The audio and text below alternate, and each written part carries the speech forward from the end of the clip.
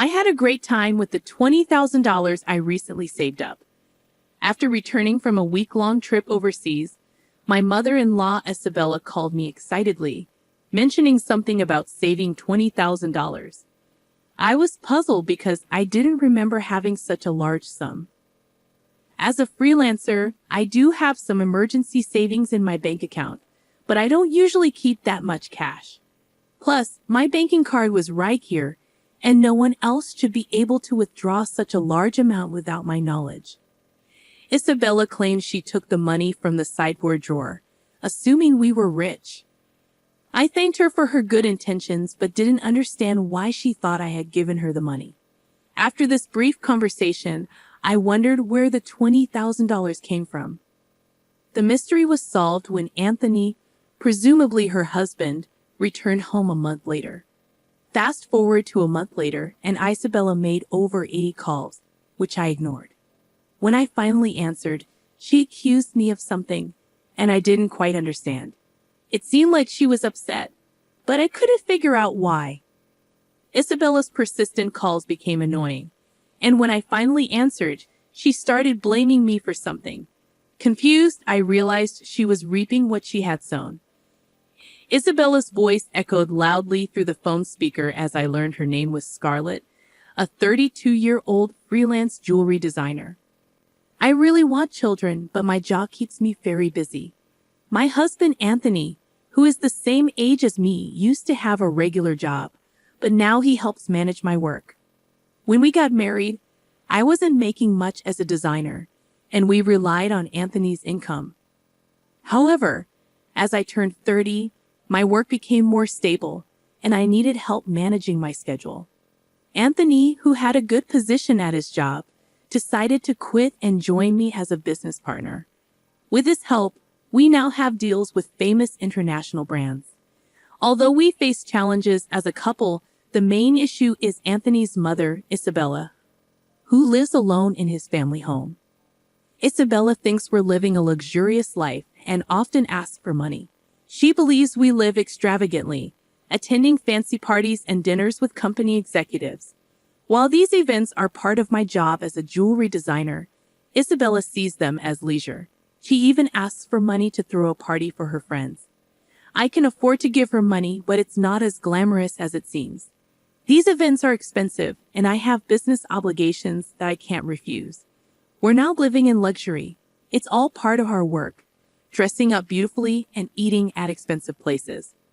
Isabella often expresses her envy towards us with a hint of sarcasm. Despite my continuous refusals to her requests, Anthony, being her son, sometimes gives in and hands her money. He believes it's a small price to pay to keep her quiet and avoid interruptions to our work. However, Isabella's demands only increase, leaving both of us frustrated.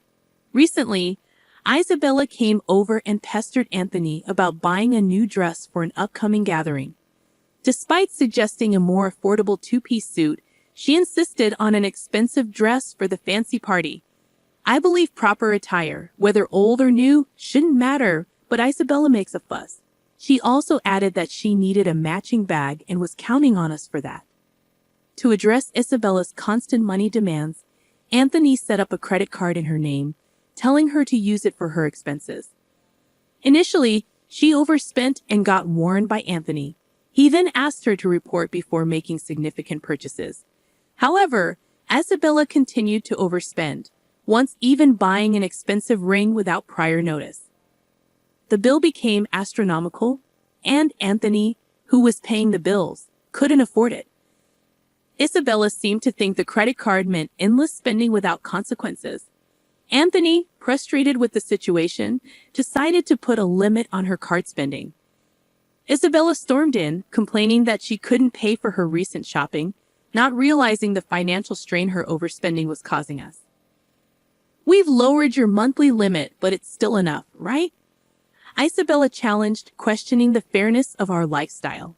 She argued that her desire for fun and luxury wasn't much different from our work-related dressing up and attending fancy places. We explained that events like product launches and parties were part of our job, often taking place in luxurious venues. However, Isabella perceived it as us having fun rather than working.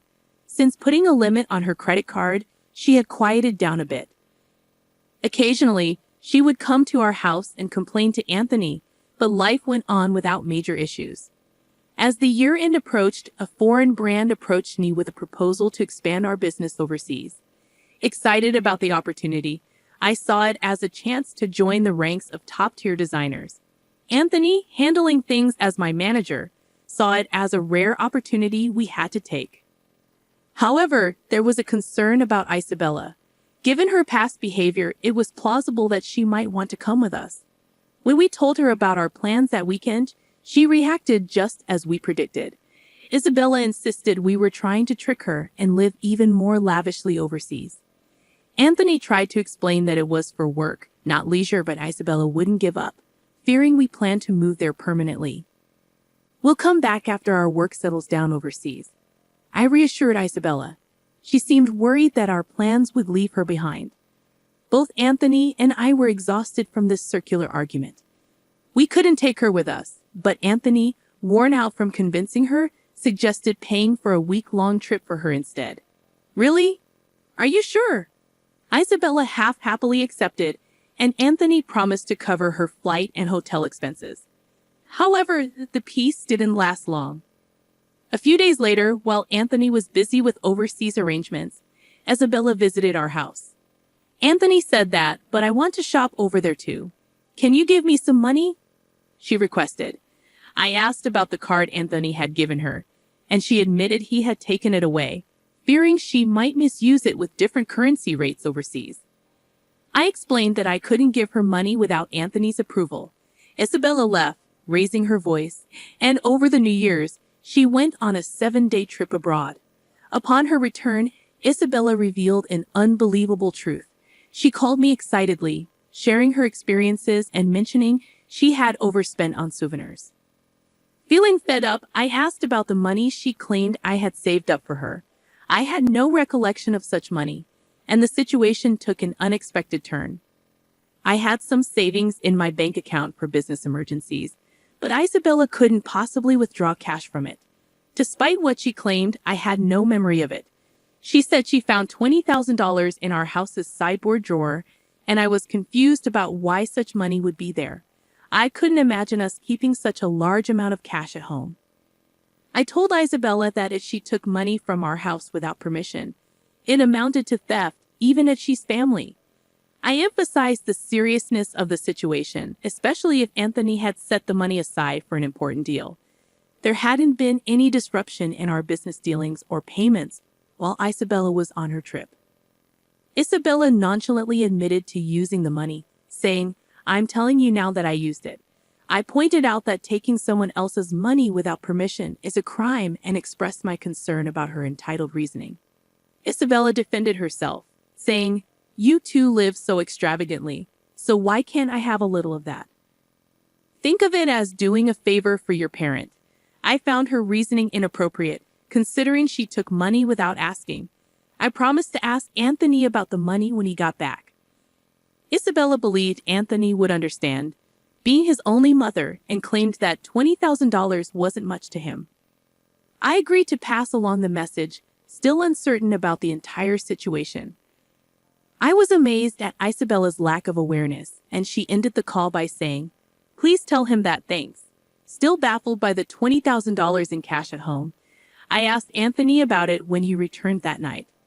Anthony had withdrawn the money from his bank account 10 days ago for an urgent payment.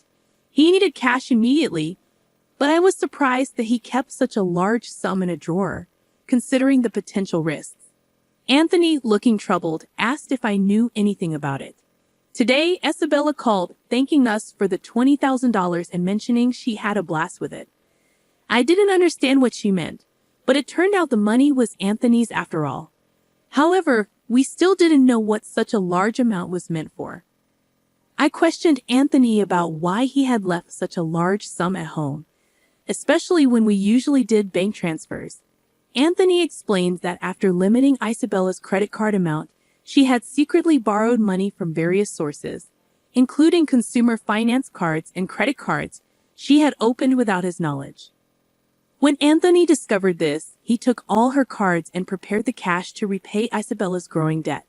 Although he gave her the cash, he knew she might spend it recklessly. The situation became clearer, but the mystery of Isabella's actions remained. I planned to pay the institutions directly through bank transfers, but Anthony preferred fewer records in our bank accounts for the sake of trust with our business partners in bookkeeping. So he decided to withdraw the cash and pay individually. Supporting Isabella's overseas trip was like a parting gift, knowing we wouldn't be able to take care of her like before after moving abroad. As time passed, Isabella's calls to my mobile phone became frequent, almost 80 calls every day. Anthony had advised me not to bother with her, but the persistence made me concerned. One day, Isabella's voice sounded almost like a cry as she apologized for bothering me during the busy moving preparations. She explained that she was receiving payment demands almost every day, and Anthony seemed to be blocking her calls. Isabella couldn't get through to him and pleaded for my help, saying I was her only hope. I was surprised that Anthony would take such a drastic step with his own mother. If he had used the money he prepared to pay off Isabella's debts, this situation might have been avoided. Now Isabella was inundated with collection letters from finance companies and consumer lenders, facing non-stop collections calls and seeming helpless to do anything about it. It was a scene I had only seen in dramas before. I mentioned it to Anthony, but I couldn't predict his response. Isabella pleaded for help, saying it was a son's duty to assist his mother. The call ended, and I told Anthony about it when he returned home, but he dismissed it coldly, stating that Isabella wasted the opportunity herself. Despite the continued calls from Isabella, I decided to block her number, following Anthony's lead. While I wished I could help, being Anthony's mother meant there was nothing I could do if he had chosen to ignore her. As the day of our move overseas approached, I needed to finish packing. Looking around the still cluttered room, I couldn't shake the lingering feeling of helplessness in the face of Isabella's predicament. It turned out that Isabella had to sell her house to settle her debts. In addition to the $20,000 Anthony had intended to use for repayment, she had hidden even more debts. The amount was so substantial that even after selling her land and house, she couldn't fully clear it. The total balance was unimaginable. Our family home was gone, and Anthony, though somewhat sad, acknowledged there was nothing we could do. Losing the house where one grew up must have felt like a significant loss. Anthony, having lost his place to return to because of his living mother, must have been feeling a deep sense of loss. Isabella now lived in a cheap apartment, struggling to repay the remaining debts with her part-time job. At her age, finding work must be challenging. I felt a bit of sympathy for her. However, the consequences of her spending led to this, so she was to blame. Even for the elderly, taking responsibility for their actions is necessary. Despite the challenges, my business was thriving overseas, and the move had brought more inquiries from other brands. I received offers from unexpected places, something I couldn't have imagined back home. Although it was all appreciated, I was so busy that I barely had time to sleep. Anthony, too, was occupied with various tasks. At this rate, having children was still a distant thought. I pondered this as I gazed at the foreign cityscape outside the window.